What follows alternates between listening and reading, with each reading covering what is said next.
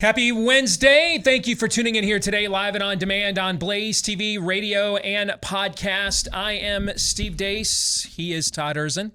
He is Aaron McIntyre, and you are you. And we have a jam-packed show for you today. And let me tell you what I just don't have a lot of energy to discuss. Because like the vast majority of Americans, it's not that I'm lazy, Bob. It's that I just don't care. We have real problems right now.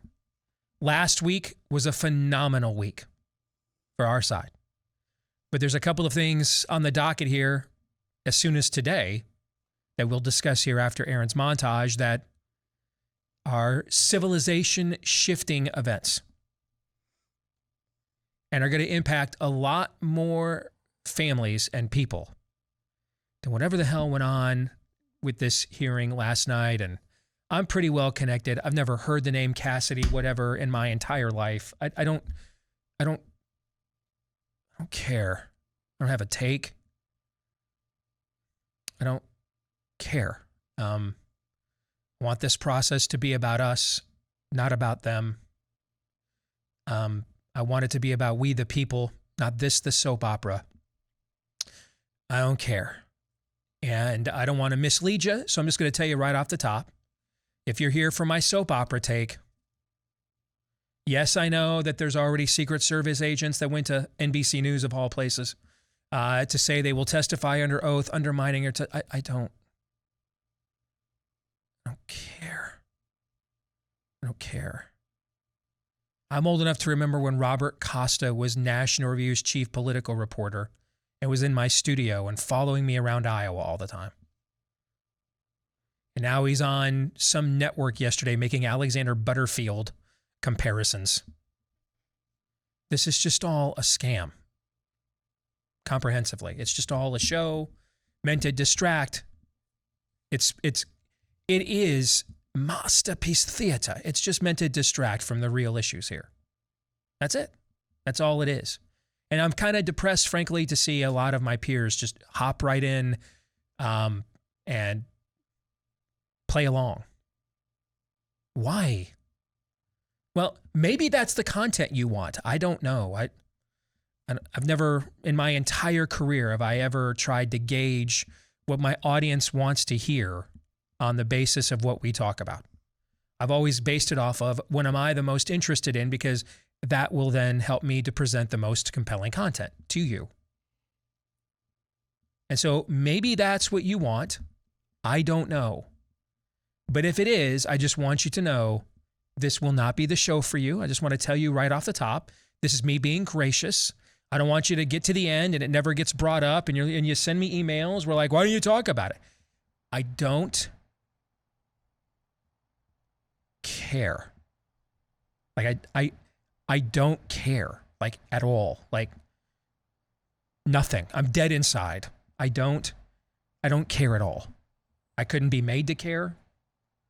I don't care at all. At all. That's why I won't get any further into it at all. Coming up at the bottom of the hour, buy, sell, or hold. This is where you get to set the agenda on the show, and we will respond to what you send to us. The weekly prophet of woe and lamentation will join us, and you know that if I could care less, he cares even less than that. He will be joining us. This is the guy that says politics without the soap opera in the intro to his podcast. All right. So America's favorite political actuarial and the weekly prophet of woe and lamentation, Daniel Horowitz, will be joining us here towards the end of the program as well. If after a long day of fighting the culture war, you want to kick up and enjoy a nice glass of red wine, particularly here with grilling season upon us, make sure you check out our friends over at Bonner Private Wines. This is Todd's number one favorite partner we have right now on the show. And we all enjoy these wines. They're outstanding red wines grown at 9,000 feet deep in the Andes Mountains. by families that have been doing this for going on a second century now. So this is how that was done the old-fashioned way, and they're not loaded with chemicals and additives, but they taste fantastic. Todd is your official Bonner Private Wines taste tester, and he'll sign off on these wines. And they also come with some of the best specials you'll ever get on imported wine this good. Half off the retail price and 50% or half off the shipping as well. So double the savings, half off the wine, half off the shipping as well. When you go to BonnerPrivateWines.com/Steve, that's BonnerPrivateWines.com/Steve. And now it is time for Aaron's rundown of what happened while we were away. What happened while we were away, brought to you by a bombshell at the January 6th committee hearing. I am here today not because I want to be. I am terrified. I am here because I believe it is my civic duty to tell you what happened to me while Brett Kavanaugh and I were in high school. Whoops, wrong clip. Al Gore won that election. I think he won it anyway. Actually, I think I carried Florida. Bush versus Gore. A court took away a presidency. Whoops, wrong clip again. It feels like if I had said it was a Muslim or a Mexican or someone black, I feel like the doubters would have supported me a lot much more. I got it wrong again. I agree with tens of millions of Americans who are very worried that when they cast the ballot on an electronic voting machine, that there is no paper trail to record that vote. Man alive, I'm having a lot of trouble today. All right, it is official. You can now buy James Comey's book, A Higher Loyalty. Comey describes Trump as having been obsessed with the prostitutes portion of the infamous dossier, raising it at least 4 times. Can you imagine me, hookers? I'm a germaphobe. There's no way I would let people pee on each other around me. No way. Very obsessed about something that supposedly doesn't exist. You can run the best campaign. You can even become the nominee. And you can have the election stolen from you. You know what I'm going to ask? Everyone is wondering if one of those people was Brett Kavanaugh. I cannot specifically say that he was one of the ones who assaulted me, but before this happened to me at that party, I saw Brett Kavanaugh there, I saw Mark Judge there, and they were hanging about the area where I started to feel disoriented. Moving on, former Jeffrey Epstein confidant Ghislaine Maxwell was sentenced yesterday to 20 years in federal prison for her role in the trafficking and sexual abuse of underage girls. According to Tom Elliott at Grabian Media, only one major Western TV network, Sky News, covered the sentencing hearing. Every other network covered yesterday's January 6th kangaroo court hearing. As many as 50 illegal aliens were found dead inside a tractor trailer in San Antonio, Texas earlier this week after baking to death in the Texas heat. The victims of human traffickers and smugglers, 16 people were taken to the hospital. It's the latest tragedy of the Biden administration's border policy. In completely unrelated news, as soon as Thursday, up to 40,000 Army National Guard troops could get fired for refusing the COVID jab.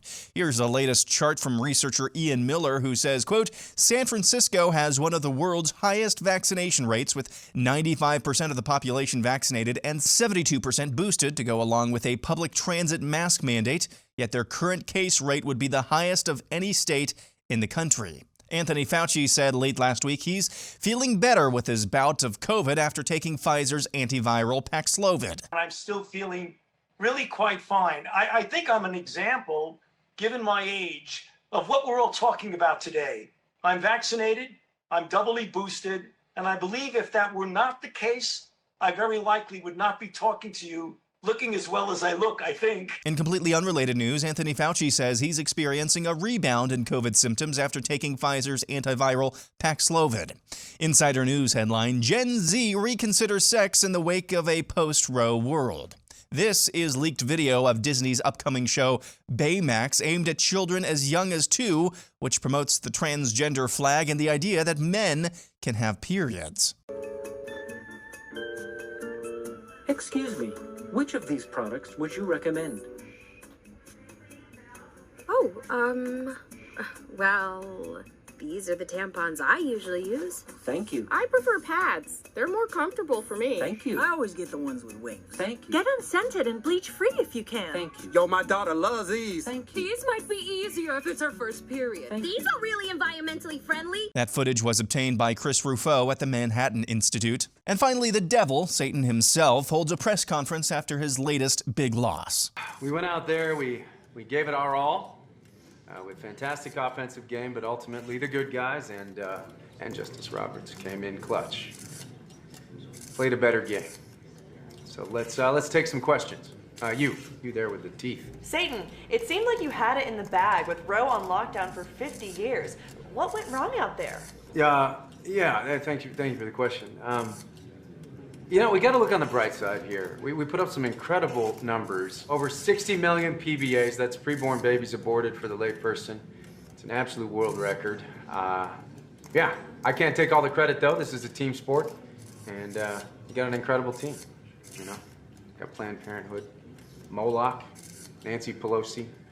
They all made this possible. It didn't go the way that we wanted this time. But in the end, we still have a championship team of demons, devils, and Democrats out there, and you know, there's always next season. Excuse me, the devil, what are your plans for the Hell franchise going forward? Excellent question.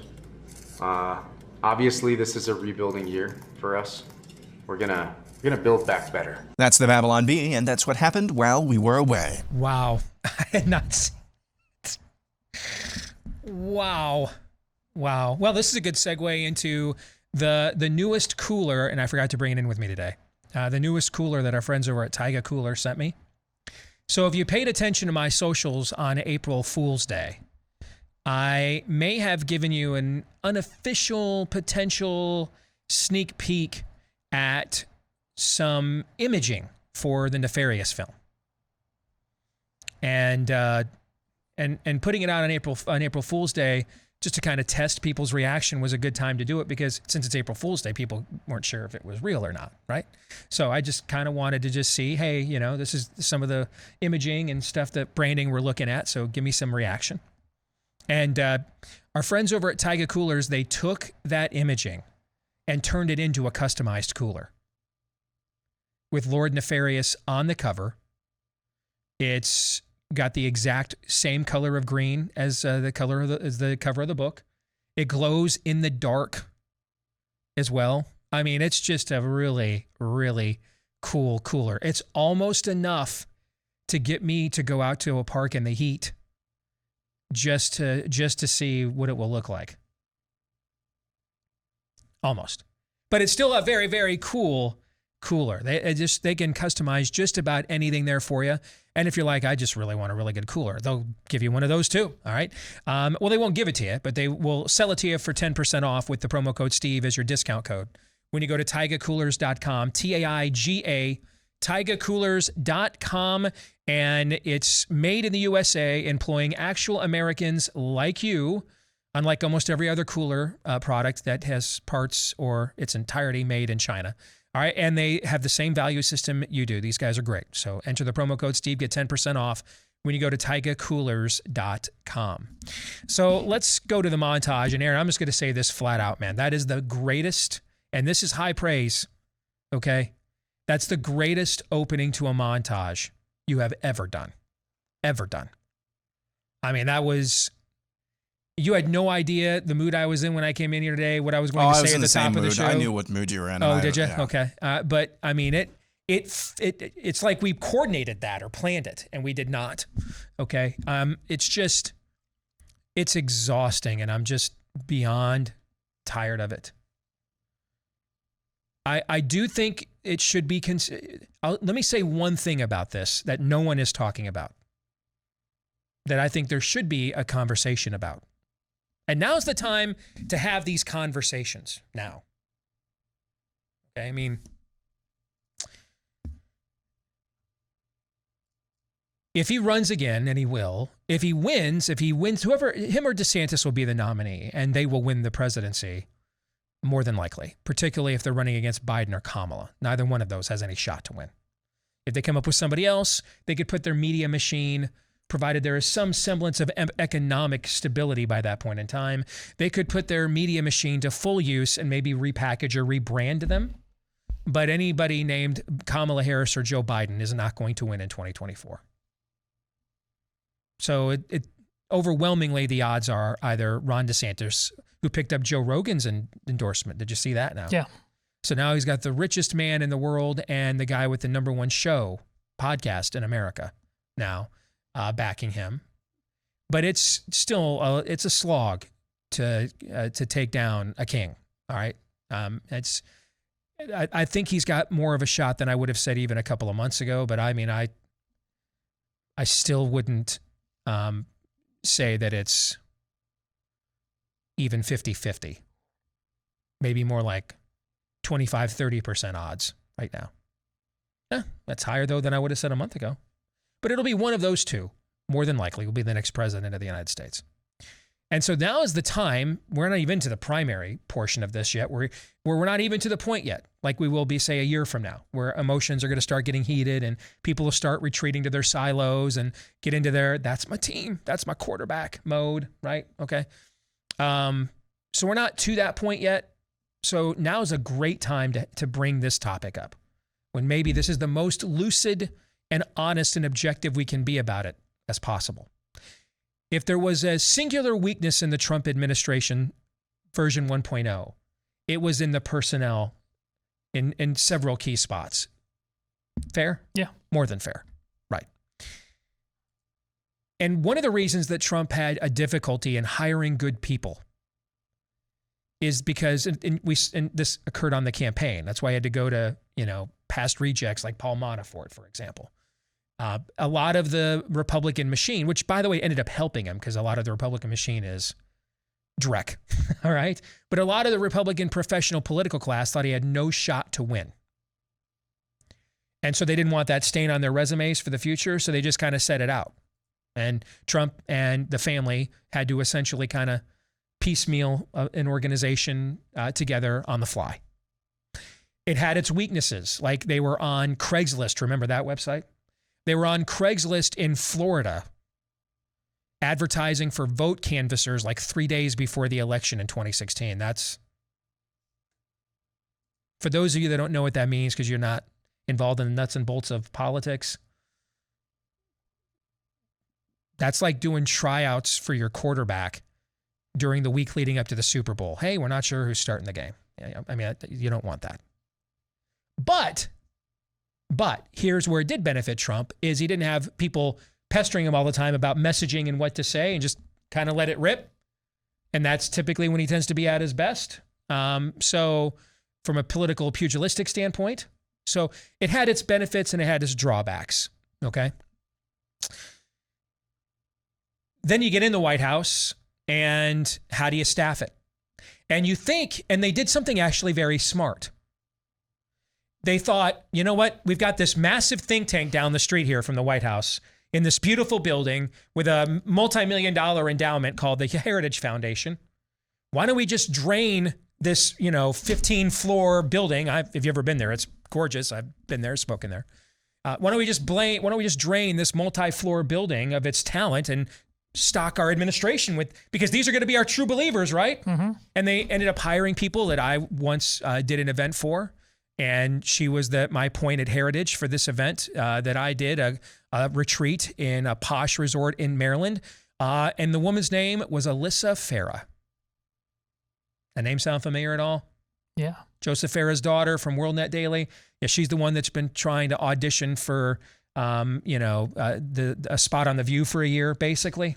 Okay.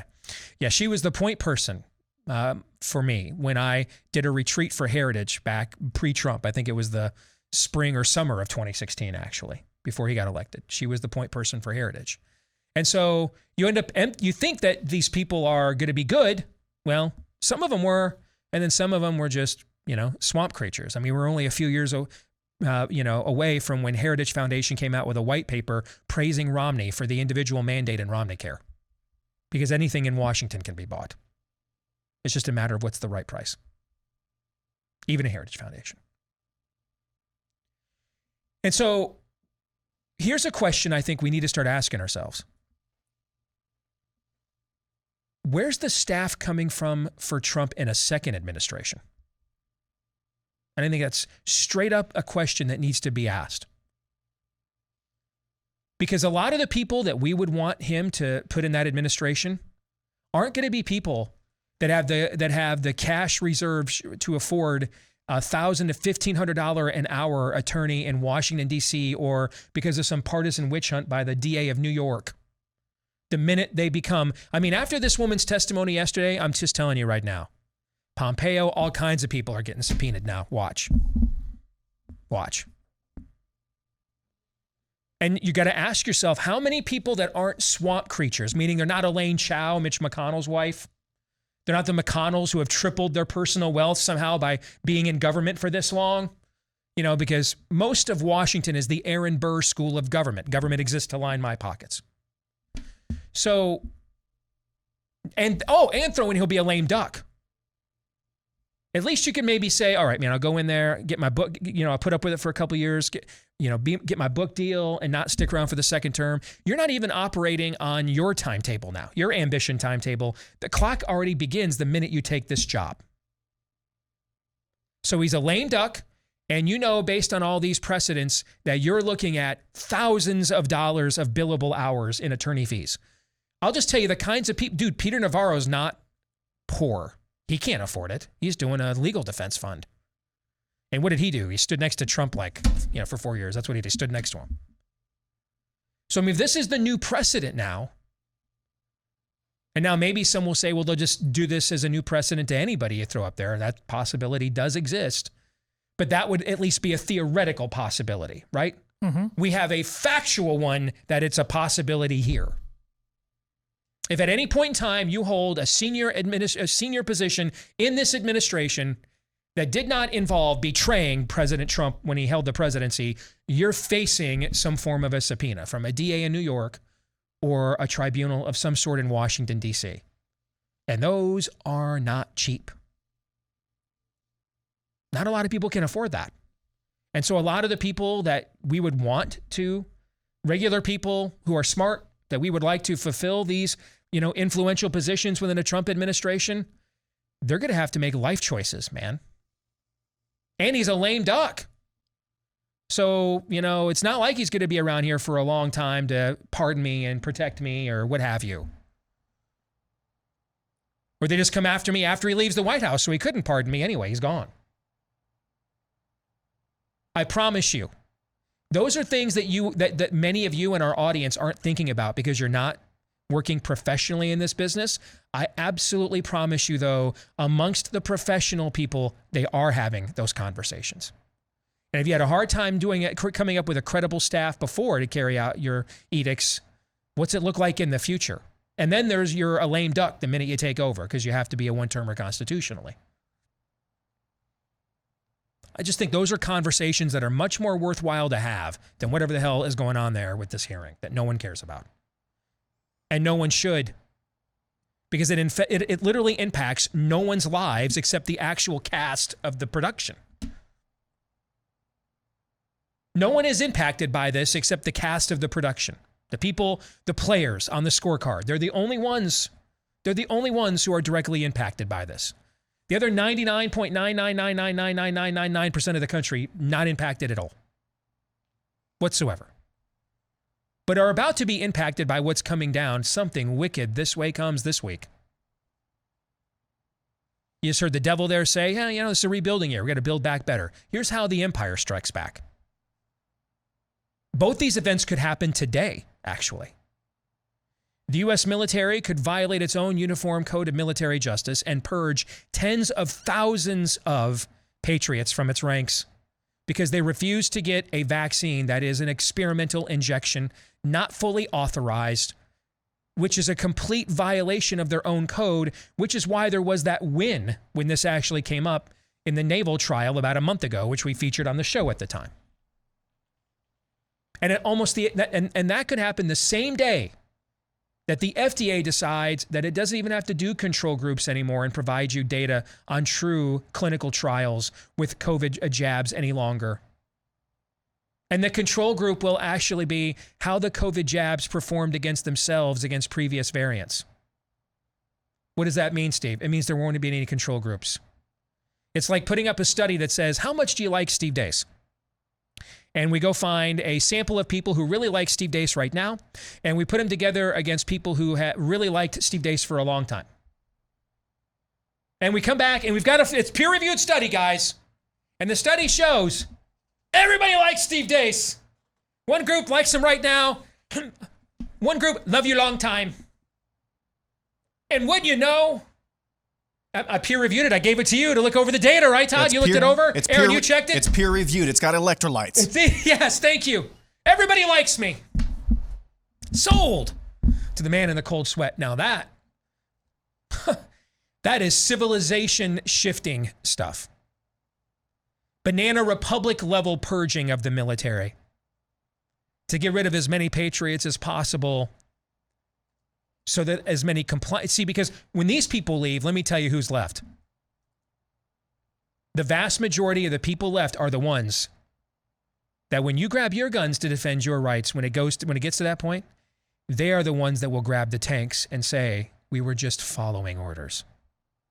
That's the point of this. The ones who would say, I wouldn't fire on my own countrymen. I would never do that. They're the ones most likely to be purged here this week. The ones most likely to say, tisk, if only you would have listened.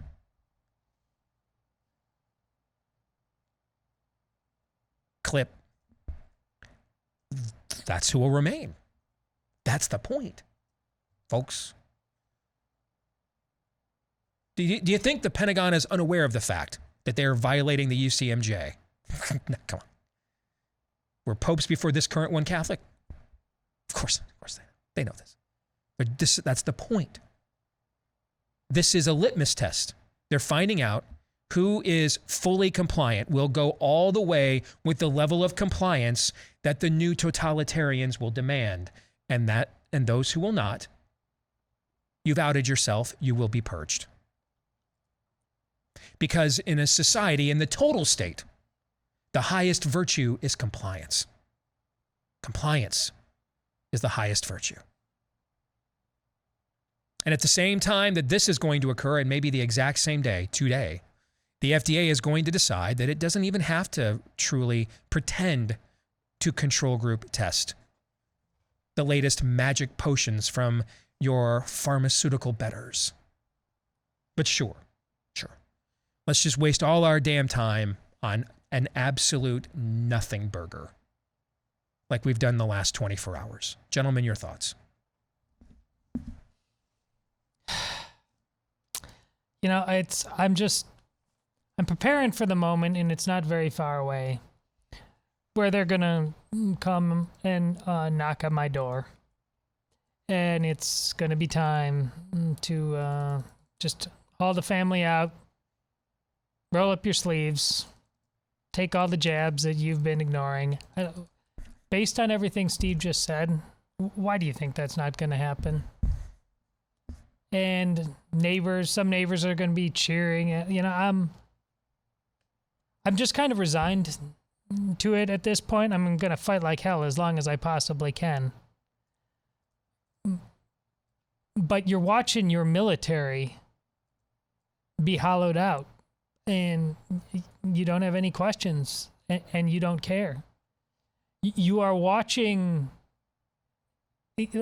January 6th is not in isolation. Look at the protests that are going on right now about Roe. Look at Drag Screen Story Hour. They're proposing legislation, though, and they're not holding hearings about what's wrong with that. They're proposing legislation to add trans rights to civil rights. I'm speechless. I'm speechless. Our country is burning to the ground, and it's that scene from Thunderous Applause, right? From Padme. The point of all of this is that at the end of the day, Z and Zer will have all the rights, and those who don't know what that means will have none. Imagine if we pushed this hard for the Ghislaine Maxwell client list. There's another. But nah, we got a soap opera to feed.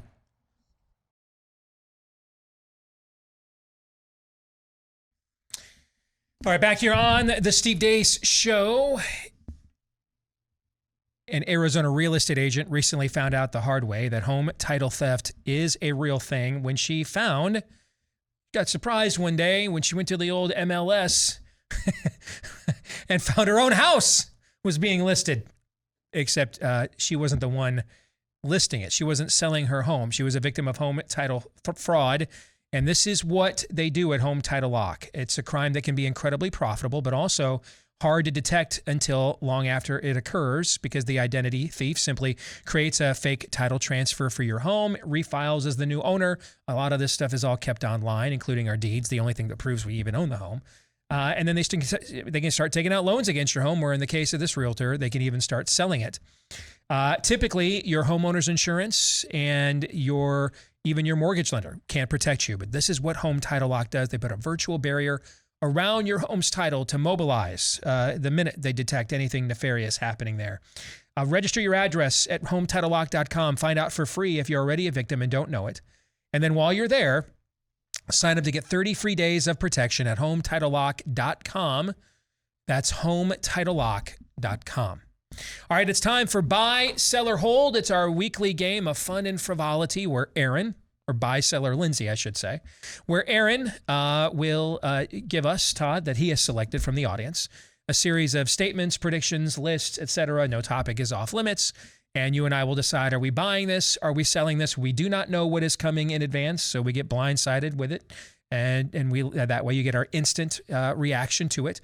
And then once per episode, we are permitted to use a hold. But if you use it for any reason other than that was so lame, how did it ever make it on the air, you have to hold Lindsey Graham. All right? Are we ready? We're clear. If I forget to put the buy, sell Lindsey Graham graphic up for one more week, I'm going to have to do whatever. You're going to have to hold Lindsey. Yes, yeah. Indeed. We'll start with Brad Bingham, who says, the Book of Eli, though not a Christian film, depicts a more biblical worldview than any movie made this century save Passion of the Christ. Funny, I just actually watched this movie again a few months ago because I've been contemplating coming up with a list of films. And I was going to do it this summer, and then all of Noah's off-season football conditioning was at 7 a.m., and so he's like going to bed early to make sure he's up and ready for that. So I haven't done it yet. But I was contemplating this summer putting together a list of movies that every young man has to see. And I was going to actually put that movie on it. All right. And so we actually just watched it, him and I did together just a few months ago. I hadn't seen it in several years. Have you ever seen it before? Oh, it's great. It's a great movie. It's a great movie. And I'm going to sell because I think I could probably come up with something else. You know, I think, for example, I mean, we've had this conversation 10 million times, so we don't have to do it again. I think, for example, the first Wonder Woman movie is one of the most biblically worldview correct movies I've ever seen, or certainly in mainstream Hollywood, and that was this century as well. So I'm going to sell, but I love this movie. It is a tremendous movie, and I'm totally okay if that's your take on it. As am I, so I will buy. Moving on, we'll go next to Mark Malinowski, who says Russia is on the edge of demographic collapse. Because of that, they're trying to move their borders to more defensible positions like they would throughout their history as a Russian empire. What's the last seller? The war could escalate to nuclear after Ukraine because NATO states are next. I'll let you go first. Sell. There's seems to be too many. I just wanted to buy on that first part. And the demographic collapse. If that's true, and it might be, that also applies to a lot of the world. The basically everywhere other than the third world. The Western world, I meant to say, yes. Yeah, particularly in the Western world, is in a demographic winter and has been for like a decade plus. So it being unique, not a uniquely Russian problem vis-a-vis the West, I don't know why they then have all these other chess pieces in motion. So I gotta sell.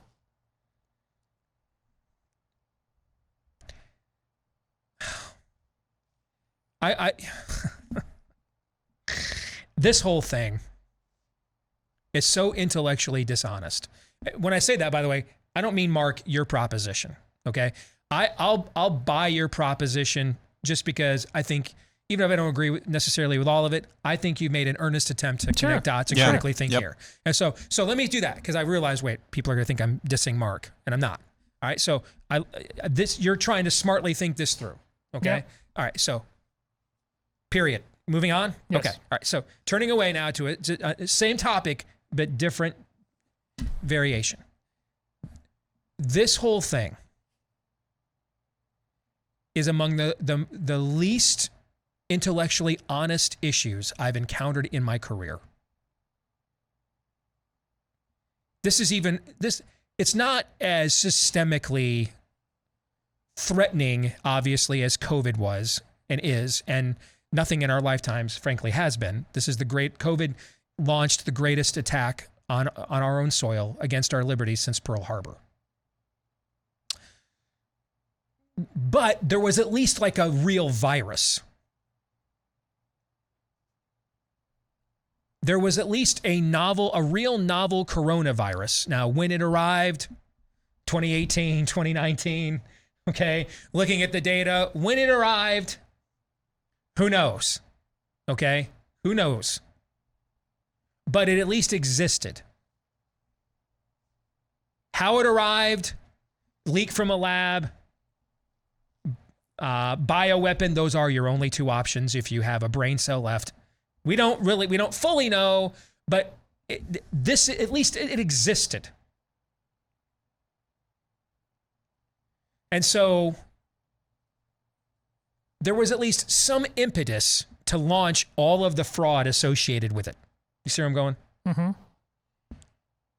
This entire conversation in and of itself around this issue with Russia and Ukraine is in and of itself fraudulent. The whole thing's a fraud. It's a corruptocracy versus a thugocracy, first of all.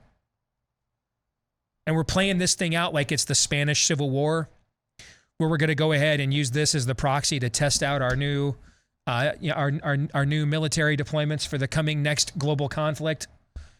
It's a country that we still don't know how to spell the capital or how many Y's are in its leader's name.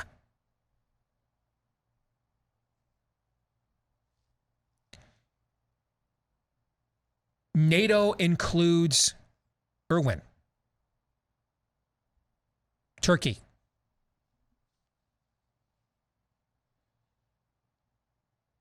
Turkey's in NATO.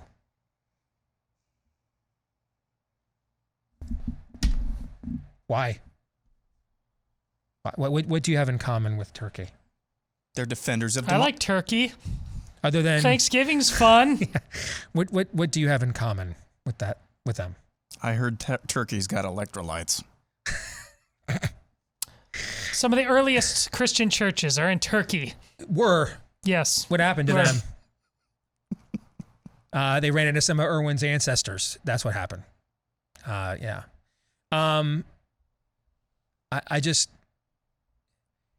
It's an organization, NATO, founded to fight communism, right? The Soviet bloc, correct? Yes. What ideology is being implemented into the framework of the vast majority of Western democracies as we speak? Hail Hydra. That one. God, it's so dumb. It's so dumb. There is no moral high ground here at all. None. There's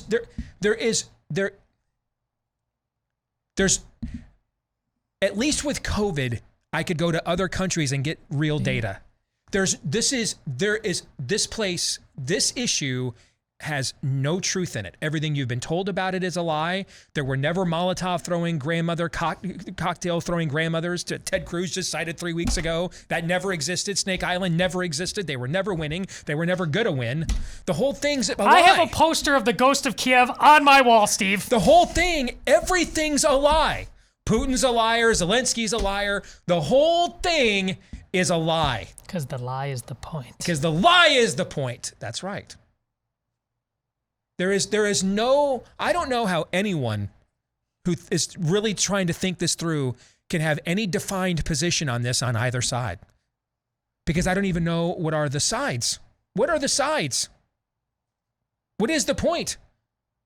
We can't show weakness to China, so we're going to be the sole funder of a resistance that will lose, which will then show weakness to China.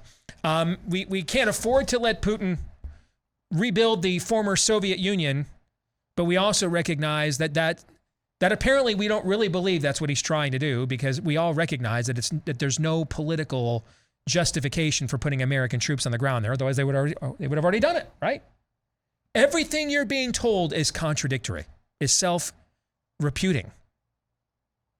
Or refuting, I should say. There is nothing objectively true other than there is a person who invaded Ukraine named Vladimir Putin. And then we know that. We know that. That is literally the only objective thing we know. There's all these all these massive documentaries and interpretations of Ukrainian history. Hell, I don't know how many of them are true. I watched the Oliver Stone one, but the dude is interviewing Vladimir Putin as the hero of the story, which kind of lost me. There is zero truth in this anywhere to be found.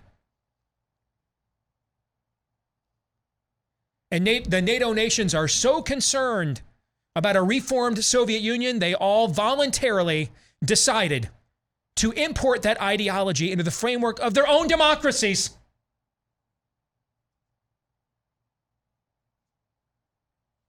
Putin's out giving speeches where he's basically quoting the Declaration of Independence.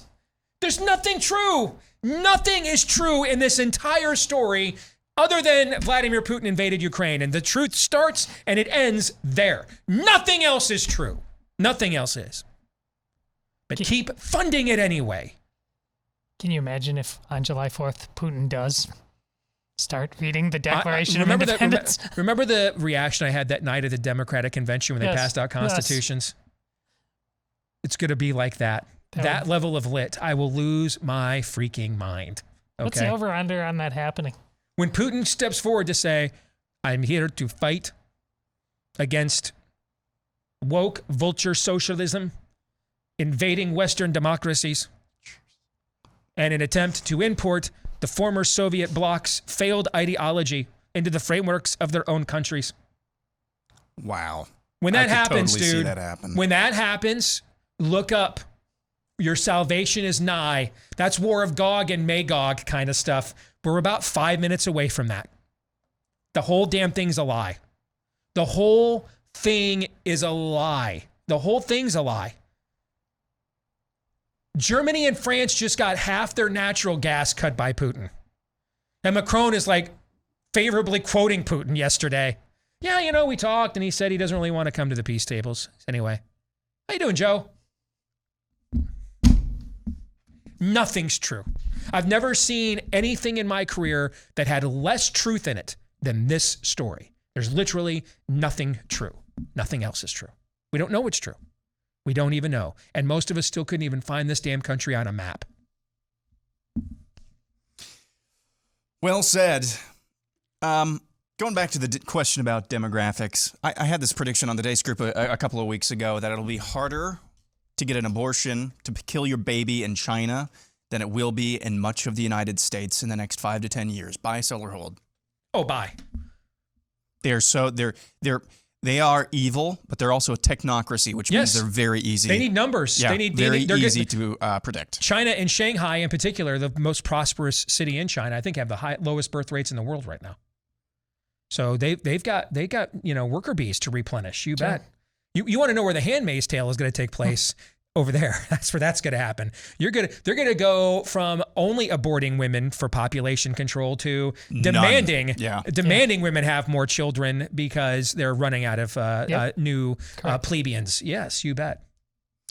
Next up, we'll go to Gladly Fringe, who says, Roe being overturned officially turns Trump v. DeSantis into a wild card heavyweight brought for the Republican nomination, unlike anything we've seen in our lifetime. I got a ton of Trump DeSantis submissions this week. Do we have more other than this? At least a couple more. Okay, because then I will give a very narrow answer, not knowing if those other couple are. I will buy. I will buy. These are two larger than life figures, two massive egos, and their egos are different. Trump's ego is driven by personal accomplishment. DeSantis's ego is driven by ideological significance and accomplishment.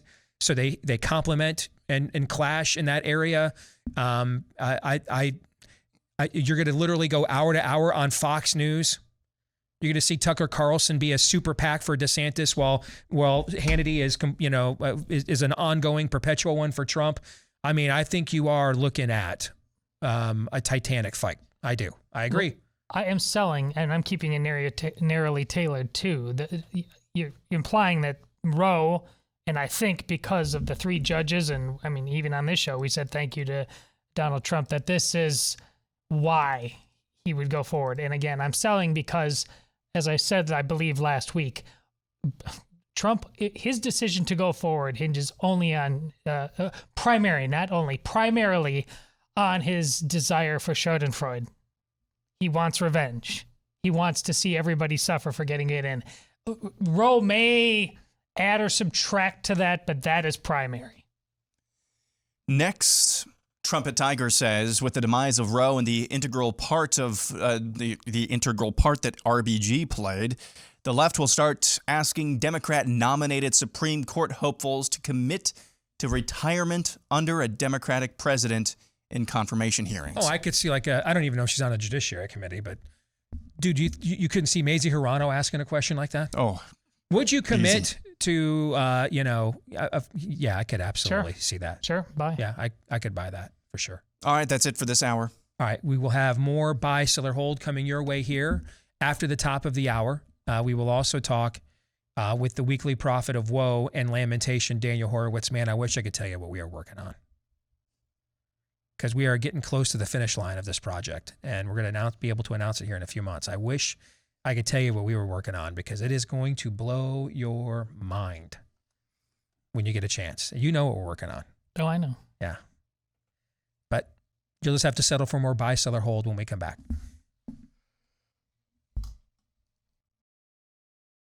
Back with Hour 2, live and on demand here on Blaze TV, radio, and podcast. Steve Deace with Aaron McIntyre, Todd Erzin, and all of you. Some housekeeping items to take care of here to start off Hour 2. First of all, let us know what you think about what we think by emailing the show, steve@stevedeace.com. That's DEACE. You can like us on Facebook, MeWe, Parler. Is anybody still on Parler, by the way? What? Because my Parler account is tumbleweeds. Just in case somebody still is, we're still posting there. So MeWe, Parler, Gab, and you can also follow me at Steve Deace Show on Twitter, Getter, TikTok, and also Instagram. Speaking of those latter two, remember we hired almost a month ago my oldest daughter to oversee our new TikTok and Instagram accounts. She has written her very first piece for The Blaze. It was just published this morning, and it turns out, I didn't know this till I read her article yesterday. I didn't know that Drag Queen Storytime Hour was like an entire national organization. It's got the minimum donation you give is $25. That's the minimum donation it takes. It's in 26 states, over half of them. 14 of those states are red states, including like Nebraska. It's a blessing of liberty, Steve. David French said so. Indeed. I mean, this is, there's a lot more going on pushing this than just organic, demonstrations of total depravity. So congratulations to my oldest daughter, Anna, for her piece up on The Blaze right now, which you can read over at theblaze.com. You can also, if you are a podcast listener, leave us a 5-star review. If you have a question that you would like us to consider for an upcoming Ask Me Anything, put your question within your 5-star review, and your question will go to the front of the line. Thanks to all of you that have given us 5-star reviews already. We have gotten thousands. We thank you for each and every one. And please also don't forget to hit the subscribe and follow button as well. Tomorrow, we will not be here tomorrow. We are going to be doing the Glenn Beck Show tomorrow instead. So we will be filling in, those of you that want a 3-hour show, you'll get your wish tomorrow. It just will be during a different time slot. We are filling in for the Hall of Famer Glenn Beck tomorrow from 9 to noon Eastern tomorrow morning. And tomorrow will be our annual Independence Day show. So we do this every single year leading up to the 4th of July. tomorrow will be our annual Independence Day show, but we're going to do it for the Glenn Beck audience. And we're going to do it a little differently this year. We're going to look at the state of independence in America, past, present, and future. Where did our independence come from? We'll look at that in the first hour. We'll look at the current state of independence in America in the second hour. And then we will look at the future of independence in America. And maybe a certain founding father will show up warning us about an ominous future to come. That may happen tomorrow as well. So again, reminder, mark it down. We're filling in for Glenn Beck tomorrow. So there will not be a brand new original Steve Deace Show tomorrow. We're filling in for Beck instead. And then we will be back on Friday as scheduled with the Deace Group and Feedback Friday leading into the 3-day holiday weekend. All right. Let's get to part 2 of Buy, Sell, or Hold, brought to you by Patriot Mobile. So seldom these days can we align our money with our values when it comes to corporate America. That's why when the opportunity does present itself, take full advantage of it. And one place that it does is a place that we all kind of need to utilize these days. Hard to thrive in modern America without a mobile phone. And that's where Patriot Mobile comes in. You'll get the same network coverage you get from everybody else because they all pretty much use the same networks. But you'll this time be giving your money directly to a company that doesn't hate you and isn't trying to undermine your values. And they've got a phenomenal customer service team that'll make the switch as seamless as possible. I know our family put it off for a long time too. We finally made the switch last fall, and they did a phenomenal job for us. So if you're a veteran or first responder, let them know when you make the switch. They'll give you more savings as a way of saying thank you for your service. For the rest of you, just use my name, Steve, as your promo code to get a free activation when you go to patriotmobile.com/Steve. Again, that's patriotmobile.com/Steve, or you can call them at 972-PATRIOT. Let's go next to Jeff Kuzner, the benign, innocent explanation. Now, I don't know if this is benign or innocent, but I thought it was interesting. The benign, innocent explanation for Hunter Biden involved with Ukraine is, if we go down, meaning Ukraine, then Joe, you go down. Meaning this is all just being done to cover up? Yeah. Some form of grift laundering scheme? Yeah. Okay. Specifically protecting the Bidens. I mean, okay, but here's the thing. Well, I was going to say, why does the rest of the EU care? It actually doesn't, because we're essentially funding the Ukrainian resistance ourselves, okay? I think it's something like 89% or something of the foreign money invested into Ukraine's defense has come from us. It's an exceedingly high number. Like, no one's even close. We're almost unilaterally funding this. So... okay, yeah. But here, you know what? I'm going to sell. Here's why I will sell. I think you have a plausible hypothesis, but I'm going to sell on the grounds that if they were capable of this level of thought, their political fortunes would look a lot better right now. Yeah. Next, anybody have anything else to? No, I'm buying because the spirit of the age overcomes all thought. That too. That's a good answer too. Yeah. Politeracy says if the right people got in Trump's ear and DeSantis gave Trump his word that he'd do everything in his power to vindicate him by exposing the 2020 steal, Trump would step aside and endorse DeSantis and continue to hold rallies to keep the MAGA base stoked until November of 2024. So. Yeah. Guys. I'm just going to sell because I don't want to be mean. Sell.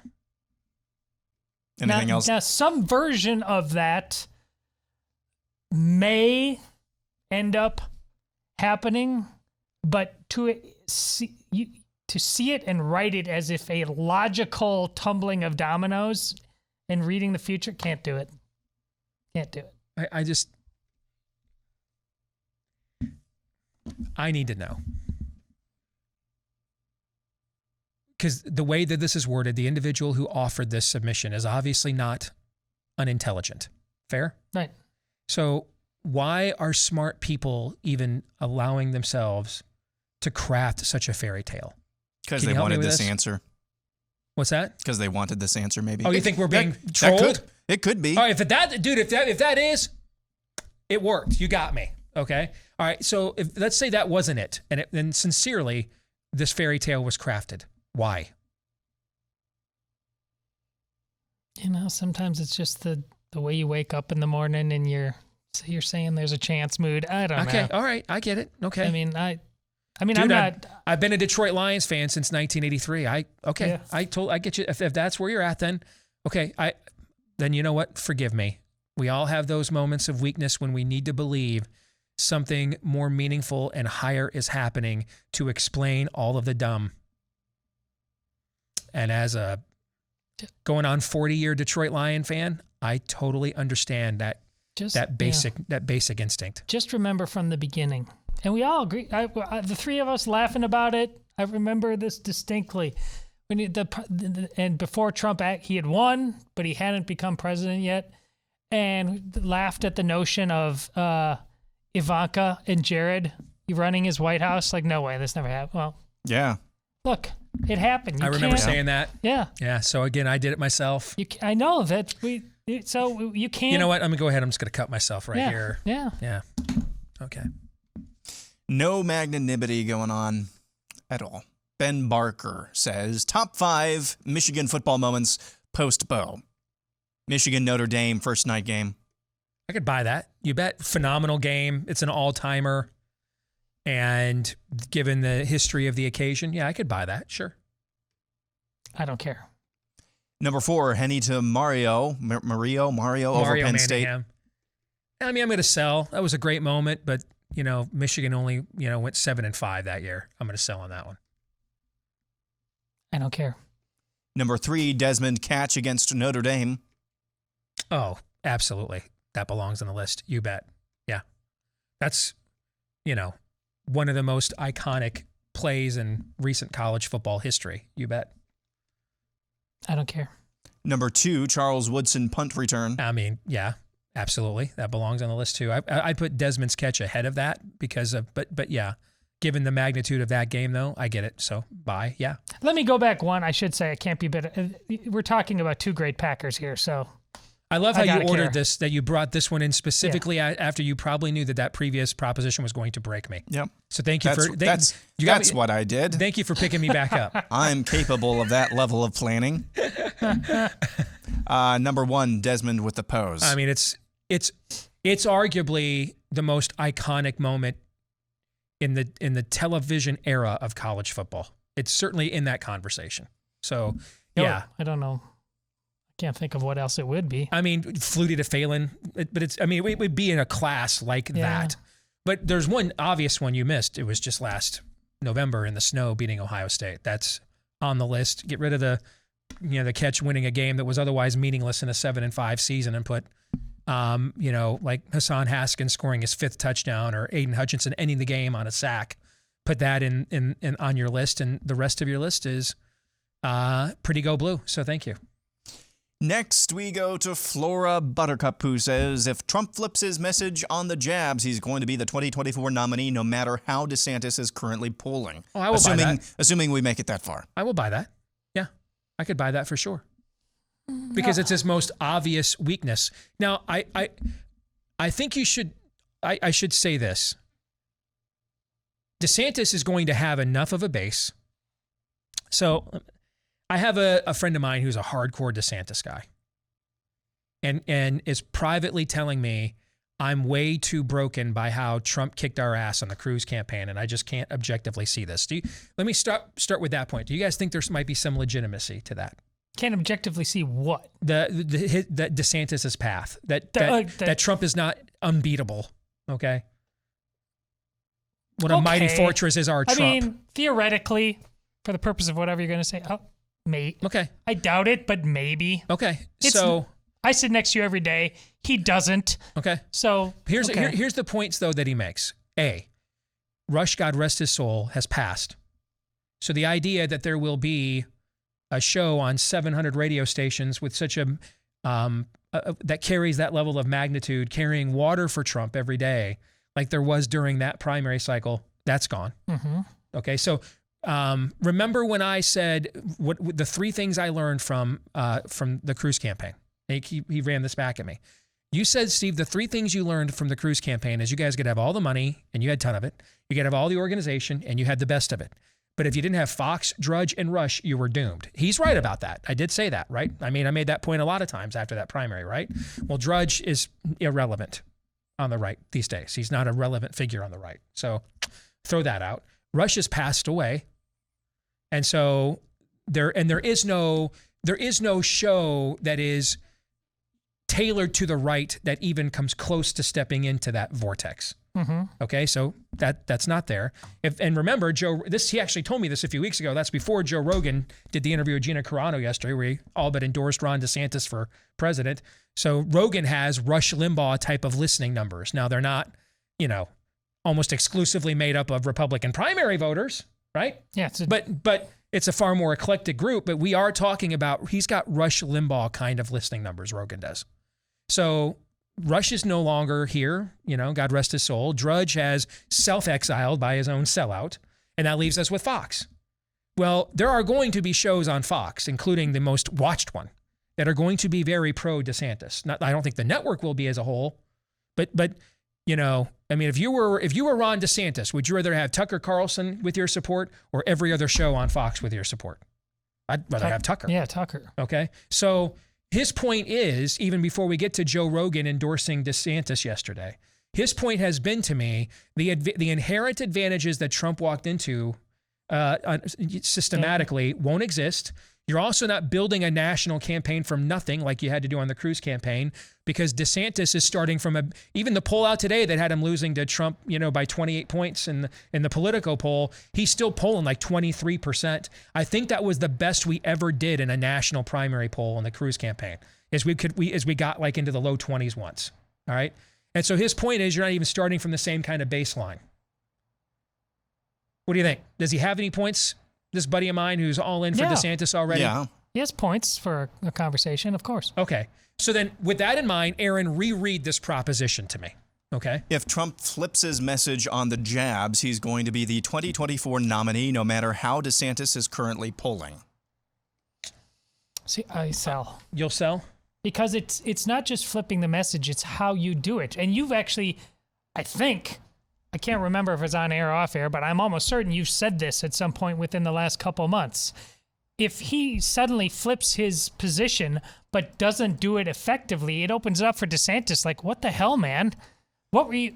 Our governors over here were relying on you to do this job. You're being pretty flaky about this. You were pretty strident about it now. Now you're flipping. Is it just for political expediency? Mm-hmm. That opens up a door for DeSantis. A lot of other people are going to be who aren't named DeSantis. If he doesn't do it well, if he doesn't name names, if he doesn't, remember Sweet Cakes for Melissa? Mm-hmm. I said, yeah, I'm not a great guy on marriage, but I know business and this is wrong. Go there, give them the money, say we're going to fight against this kind of stuff. If he goes against the jabs and said, listen, I believed in this vaccine, I went to the mattresses for it, and now I've looked into some things, and you need to know what I've found. And he. So if it's that statement, that's different. If it's I'm pro-vax, but we shouldn't have any mandates, that's not good enough. That's not good enough. That's old Donald Trump that got us in the same damn mess we're always in. All right, so that I'll have the same answer. If it's the first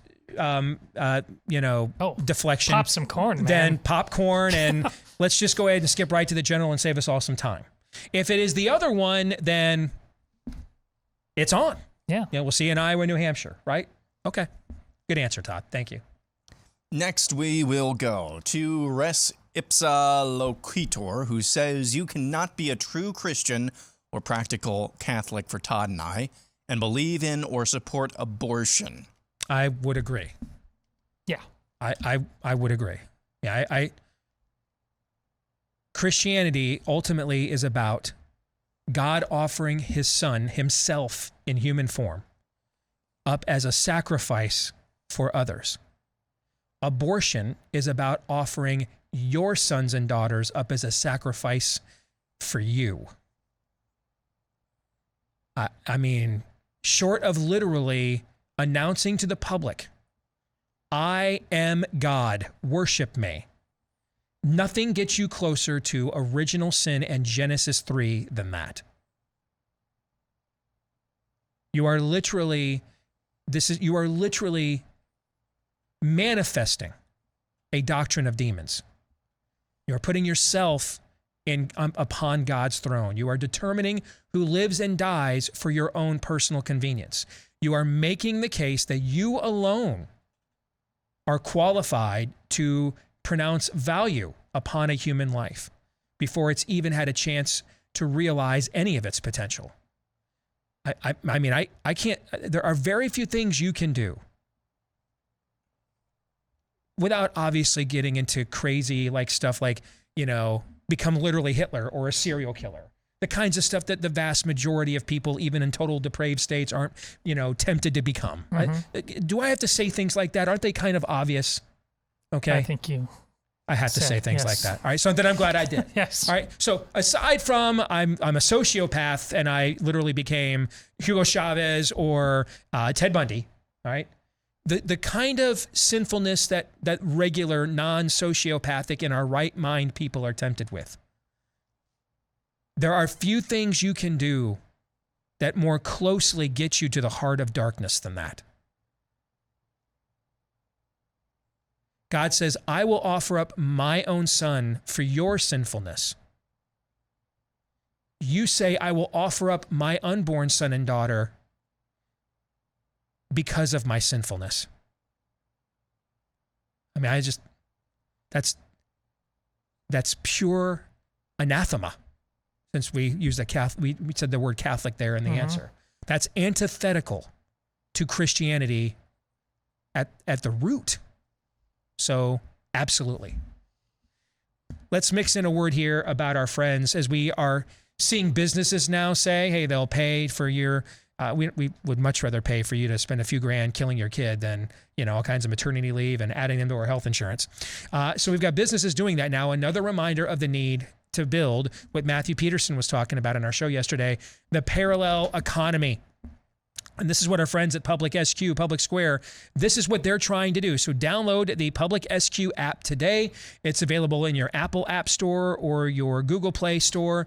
And help us to start building a network of businesses that share your values all over the country so that anywhere you travel to or live, you have options of where to spend your money. And if you want to be one of those businesses, you can create a free account and also learn about how to list your business there for free as well. Again, what you're looking for today, the app you're looking for, Public SQ is what it is called. That's Public SQ, available both in the Google Play and Apple App Store today. Just download it, Public SQ. Next up, I think this one's pretty interesting. Eagle Flight says, if Roe v. Wade was one of the Spirit of the Ages horcruxes, nice reference. Here are the other 6. Number 1, Obergefell. Bye. Mm-hmm. Yeah. Number 2, COVID vaccines or Big Pharma. Yes. Bye. Yeah. Number 3, Big Tech. Yeah. Yeah. Number 4, public education. Yeah. That's the OG. Yep. Yes. Number 5, the administrative state. Bye. Yeah. Take things out of the impulses and accountability of the people and have them all administered beyond, the voting process. Yeah. Number 6, Hollywood. Yeah. I mean, this is that's a good list. That's a really good list. Is there anything, I couldn't think of anything that would rise to those categories. Was there anything that's not on there that should be? Even if some people might say, well, what's going on in the military or watered down church. I think those things are the results of the success of that list, meaning that they're reacting to those are lagging cultural indicators that are reacting to these trailblazing events that he's citing. So I think those are the symptoms. Those other things would be symptomatic. They would not be the cause of the disease, the pathogen itself. Good list, Eagle Flight. Well done. Caleb FF. Yeah, did a great job. With Hell's Greatest Hits. Yep. Phenomenal. Yep. Yeah. Caleb FF Champ Hamer says, the events of the last 2 weeks will lead to record midterm turnout. I think we were heading that way anyway, but if he is saying that now the Democratic base will be more energized in really blue states, do you think that's what he means? Maybe. I don't think the answer is any different, though. But yeah. I think we were heading that way I'm selling already, so I'm going to sell. Yeah. Next, we go to Sean Griffiths. With all the cows dying and food processing plants going up in flames, it's time to accept the fact that we're going to have to eat the bugs. This is the top 10 list of bug rebranded food items. I hate you, Sean. French flies. Oh, this is the guy that always does this to us, isn't it? Yep. Him and that Alexander Rogers, you guys are always nut punching me. Stop! All right? You guys need to stop this. French flies. Get out. I hate it already. Yeah. Yeah. I'm selling everything. Sell. I will not eat the bugs, Klaus. This reminds me, I remember many years ago going to visit one of my brothers in college in Chicago, and I think he took us to I think it was a Thai restaurant or something like that. And one of the dishes was fried rice. And of course, the R's and the L's kind of get mixed up with the learning. It was always fried rice. And I was freaked out because I was a little kid. I'm like, where the heck did you take us, Mark? Next, cinnamon thorax crunch. Oh my gosh. Sell. Chili's baby back grubs. No. Just get through the dust, Aaron. So let's just get through this. Kentucky Fried Chickers. Tic Tacs, T-I-C-K. Yeah, get out. Yeah. This one's not a bug. Dairy Queen frozen lizards. Yeah. But gotcha. Wendy's Buginator. You buy that? That sounds Sure, good. I buy it all. It makes me sad. I'm buying it. McDonald's Quarter Pounder with fleas. Mm-hmm. Crick-fil-A, home of the original cricket sandwich. Aunt Jemima makes a comeback, rebranded Aunt Jemima. A-N-T instead of A-U-N-T. Did you see just that? Just delectable. They one and all. In Netherlands, they just closed down like 30% of the beef ranches and around there. And even in the Netherlands, the protesters were out there like hitting government trucks with like hammers in protest. I mean, Netherlands not known like as a conservative stalwart over there, but they're like, yeah, we're bugs. They're gonna. Yes, everybody wake up. The worst case scenario, it's right around that corner over there. So, Sam Neill, of course, making a comeback in the new Jurassic Park film, right? Yeah. Okay. One of his very first starring roles, you guys know my all-time favorite horror movie is The Omen. Yeah. Right? And that's the Antichrist as a small child. Yeah. And then there is a sequel that is also very good, just not quite in the same class, Damien the Omen 2. And now the Antichrist is on the brink of becoming a teenager. Okay. There a lot of people didn't see it, but this was made into a trilogy. And there is a third film called The Final Conflict. It's one of the first starring roles Sam Neill ever had. And he played an adult Damien. Okay. And now he takes over Thorn Industries from his uncle, and he's in control. And so this movie came out in 1980. So over 40 years ago. Go back and watch. The movie's not as good as its two predecessors. Nowhere near the class of the first one, and it's not even as good as the second. But here's what's fascinating when you watch this. The way that Damien initiates the Antichrist kingdom into the world, guys, is they end up taking control of the world's food supply. They end up buying all of these lands in third world countries.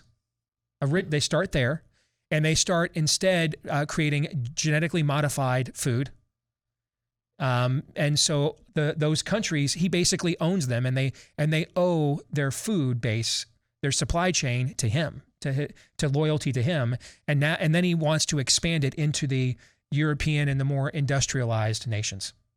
He takes control of the food supply. And there's all these like freak accidents to like these farm, compounds and in these countries that no one can explain, that opens it up for him to buy the land. I'm not making any of this up, guys. It's real quiet in here right now. That is the freaking plot line of the movie, guys. Go watch it. It's on every streaming service. That is the plot line. That's the MacGuffin that Damien uses as an adult, as head of Thorn Industries, this international conglomerate. That is the MacGuffin he uses to usher in his Antichrist reign over the earth. I don't need to watch it. It's happening right now. It is freaking creepy, man. That movie's 42 years old. Netflix and chill, guys. It's okay. That's an Independence Day family movie night. Your kids will be like, I thought you said we were going to watch the news. Loki was right. You were made to be ruled. As long as Chili's baby back grubs have electrolytes, I think we'll be fine. That's just my new pat answer for everything, because everything is stupid. Jackie Corbin responding to the Elmo tweet yesterday. Elmo said yesterday, Elmo got the COVID vaccine today, just like Elmo's mommy and daddy. Elmo's daddy had a lot of questions, but Elmo's doctor said the vaccine would help keep Elmo happy and healthy, and all of Elmo's friends and family too. # caring for each other. That was Elmo's tweet. Jackie Corbin's submission is the next Sesame Street episode will be Elmo gets an abortion. Yes. Now, Jackie, you know what time it is. Yep. Yeah. You're playing the right game. Although if they're telling the truth, the next episode will be Elmo has an irregular heartbeat. Yep. Like Daniel said, sudden Elmo death syndrome. Oh, did he say that? Elmo's ovaries are drying up. Sudden Elmo death syndrome. Seds. And here's the thing with Daniel, he didn't intend that to be humorous at all. Like, it's No. totally humorless. Yeah. That's his just in-your-face political content without an intent to be humorous, which is what makes it so funny, is that he just means it to be a punch to the face when it's supposed to be a joke. That's what's so great about it. It's like in Better Off Dead. Sorry your mom blew up, Ricky. Yes. Sorry about your ovaries, Elmo. Oh, like when Lisa walks up to Homer when he's suing the fish fry for all you can eat. Yeah. But they kicked him out for eating too much. Good luck with your trumped up lawsuit, Dad.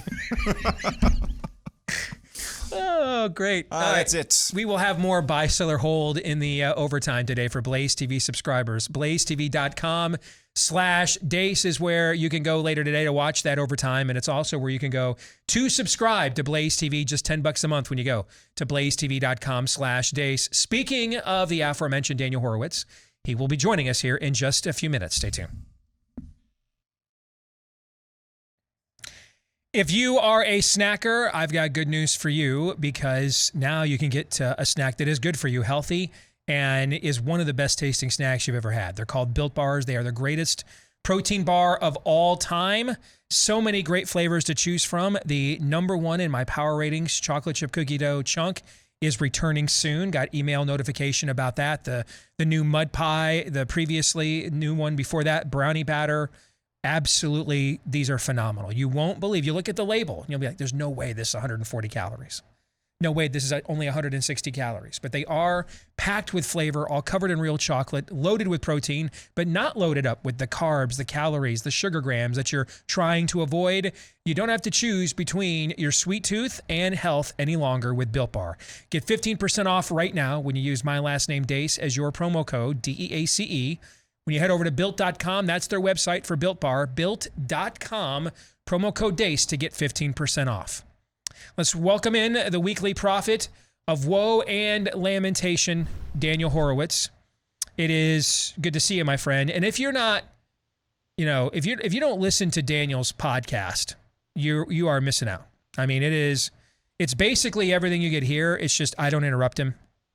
And it's 30 to 60 minutes of straight woe and lamentation, where Daniel segues between topics by dropping truly disgusting. All right, that's how he segues between topics. So that's a pretty adequate description of your podcast, don't you think, Daniel? You got to do something for the blood clotting. So I figure you get it kind of moving in my show, and maybe it's a good anticoagulant. There you go. There you go. Anticoagulant humor. You'll only find it on Daniel Horowitz's podcast. Daniel is the science. Yes. He is I am the anticoagulant. And you know what? Since Todd went there, because I didn't get a chance to bring this up at the top of the show, I did not intend to talk about this, but brother, we have to address. Last week, it was Anthony Fauci. I'm feeling totally fine, mild symptoms, despite my 4 jabs, and I'm on Paxlovid.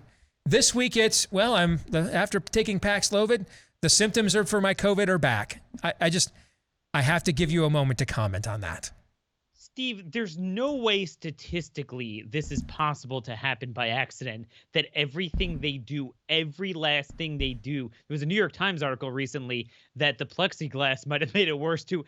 Every last thing they did from beginning to end had negative efficacy. It makes it come back. I mean, folks, this is unbelievable. And you could just get it like water for free at pharmacies, whereas now they're gunning for They're going to take hydroxychloroquine off the market now. They claim it destroys your heart, even for rheumatoid arthritis and everything. I mean, yeah, this is the time we're living in, and it's just a affirmation that it works, Steve. I mean, the more you inject, the more you infect, and it just works. I mean, it's got to be working. It leaves the Paxlovid leaves a metallic taste in your mouth for a while, so I guess it's working. You know, the heavy metals, no harm there. Just in case you got a placebo from the shot, play cleanup there. Look, you got to have fun with this stuff. It's like so you get a filling, is what you're saying. It's like getting a filling in your teeth. It kills two birds with one stone, literally, right? This is Abbott and Costello. We need to take this to Vegas. This is gold, Jerry. Let's contemplate a very scary thought. It is actually working. Looking at birth rates in Germany, Switzerland, Shanghai, it is working. Have you considered that one, my friend? I know that you have. That it is actually, this is all working exactly as they intended. I mean, the New England Journal of Medicine just came out with a paper that global warming is causing more fertility problems. So, I mean, it's kind of shadowing the young people could also get blood clots, strokes, and sudden heart attacks. So, the global warming could do that as well. So I guess global warming could do a lot of different things. I mean, Steve, it's doing that. And it's also, again, the more you inject, the more you infect. I mean, you got to give them credit that they create a circuitous market for their product, that the more they do it, the more it's impossible to achieve immunity because you can get it multiple times then. And then there's more of a clamor to need more of it. And then the more you need it, the fewer guardrails, regulatory guardrails that they place on them. So, I mean, it's just a free-for-all. Right now, here's the thing. Pfizer has broken the last tackle. Okay, there is no backstop. There's no safety to what they're doing. There is nothing at this point that Pfizer could produce. And there's no information we could come up with to demonstrate negative efficacy, potentially destroy every bit of your body. It doesn't matter. We will not move off the military mandate, much less pull it from the market. And you know what? To this day, we still have the same number of senators willing to talk about it. And there's none that aren't named Ron Johnson.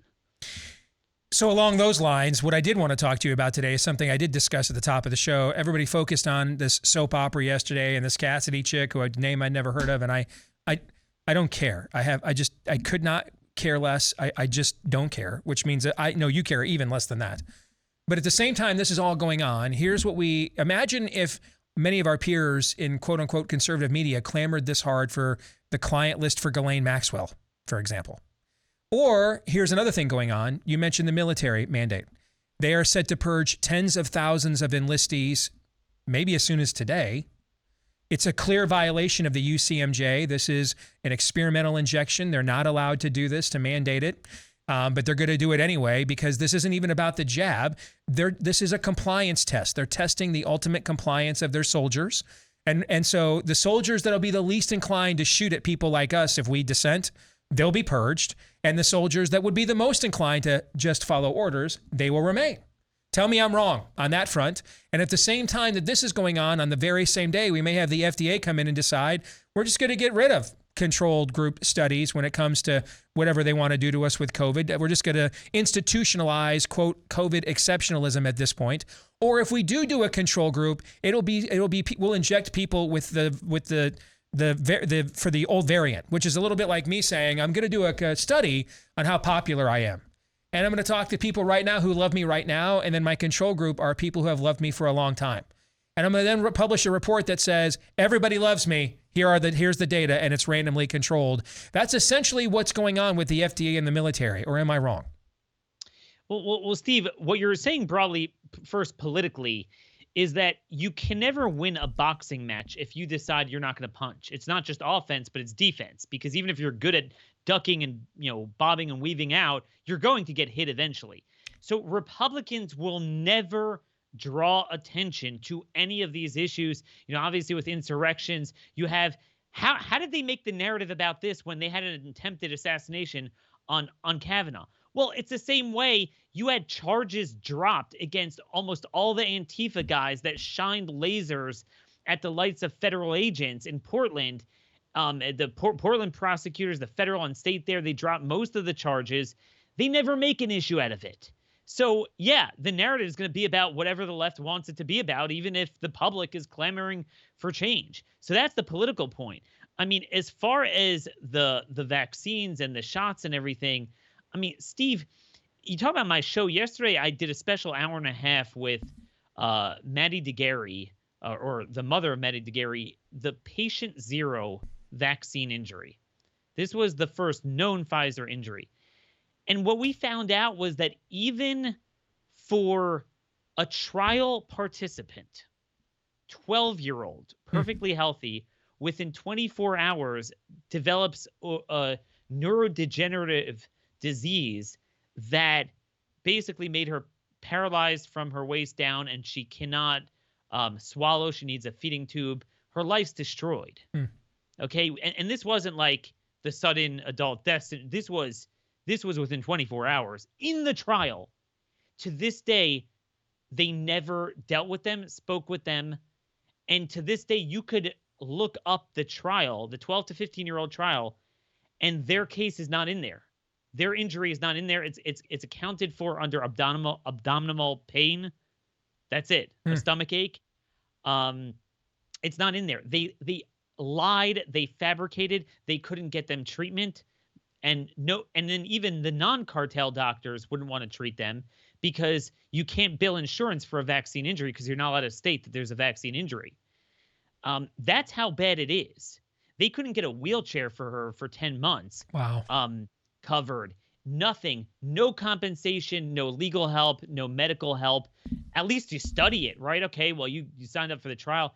And then, Steve, I found out yesterday, and the mother didn't know this. I looked up the malady. It's a form of chronic inflammatory demyelation neuropathy.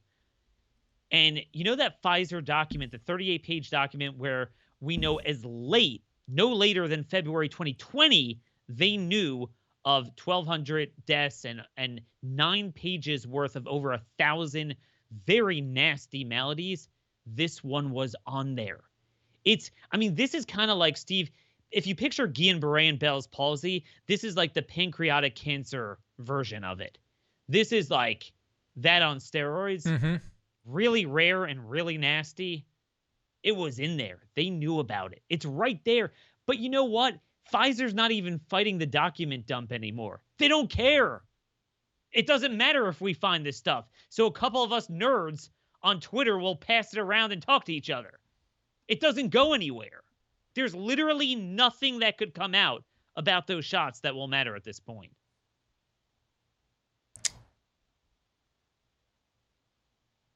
I don't know how to follow that. I don't know how to follow that. It is creating a unique political coalition. So if you're looking for some silver lining, it is doing that, right? It's not right and left. It's not liberal and conservative. It's people who understand that the institutions of this country, they're not broken. They were broken a long time ago. Then they were taken over. Now they're not broken. We need to break them. They're working they're a very well-oiled machine.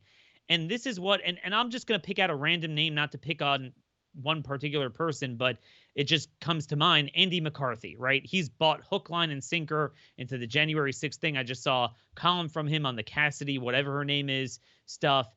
And it's because I know in his heart of hearts, he cannot understand that the FBI is the new Al-Qaeda, and he'll never be able to believe that. And at some point, we reached an inflection point where either you have to believe that, or you start buying their lies because there's no middle ground. Mm-hmm. And some of the conservatives of yesteryear have went in that direction, whereas your, Naomi Wolf's, RFK Jr.'s, people like that, and even Bill Maher to a certain extent, and certain Elon Musk, Joe Rogan, they're like, our government's the problem. They are the enemy, our federal government, and we need to adjust our politics accordingly. Good stuff, my friend. Always good to see you. All right, take care. Care. Hey, we'll see you tomorrow on the Glenn Beck Show. Oh, that's right. All right, so we'll see you then. All right, thank you. Daniel, brought to you by Rough Greens. If you're a dog owner, then you know taking care of your pet means more than just giving it food and water. It's a vital part of your family, so its health and happiness is important to you. That's why you want to make sure your pet gets all the vitamins, minerals, and nutrients it needs, because chances are it's not getting that from its food. A lot of that stuff, just like with the human food, that's why we take so many supplements these days. Same thing with our pets. A lot of that is just stripped right before it ever leaves the factory. So it is fit for long shelf life, mass distribution.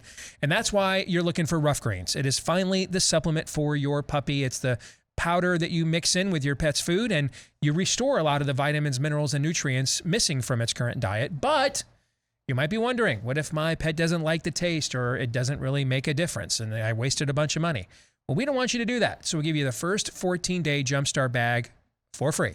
It's on us to see if you don't see a difference in your pet in 2 weeks or less. We ask you to pay for the shipping because you're more inclined to use it if you have a little skin in the game as well. All right, if you want to take advantage of this offer, roughgreens.com. Our dog Cap loves this stuff. Roughgreens.com. RUFF is how they spell it, or call them at 833-ROUGH-DOG. Reaction to the conversation we just had with Daniel. Well, Daniel's pessimism about, even with the document dump, they don't care. Again, this goes hand in hand with my notions of our comfort that is turned us into crack addicts. I call it is the equivalent. It's no different than going down on the corner. You just need your fix. It's really interesting to hear guys like him and Steve, who I'm not claiming they're anti-vaxxers now. I hold that label for myself, but have come on this path during COVID. And Daniel's frustration with them not doing anything was where I was before COVID with most pharma things. I knew no matter how much I talked about it, for most people, right, left, or center, it was just like, I got other things, and there were other things. But even now, in the face of everything we know, for the exact same psychological dilemma to exists, verifies, if nothing else, that this is in fact one of the greatest cults in all of human history, and it's got the smart set locked around its finger with the people they've been waiting for, which are usually the people who fall for the cults. Aaron? And as we've often said, cults can't be reasoned with. They can't be gotten along with. Eventually, cults must end one way or the other. One way or the other. A lot of times, cults will end themselves. See Jonestown. Sometimes cults must be defeated forcefully. See Japan in World War II. But it is a cult. You can't coexist with a cult because fundamentally cults don't share reality with you. And it's just one prong. And as we discussed the other day, what's most harrowing, I guess, the most daunting about this is that it seems to be bipartisan, meaning Republicans and Democrats alike believe in the magical power of the vaccine. The existing paradigms for something like Roe v. Wade don't exist in this space. So it's just up to enough of us critical thinkers. Maybe we can have enough of a critical mass in order to affect change, but that remains to be seen. That'll do it for today's show. We will see you again on Friday. Remember, we're filling in for Glenn Beck tomorrow. So we'll see you in this time slot on Friday. Until then, John 3:17.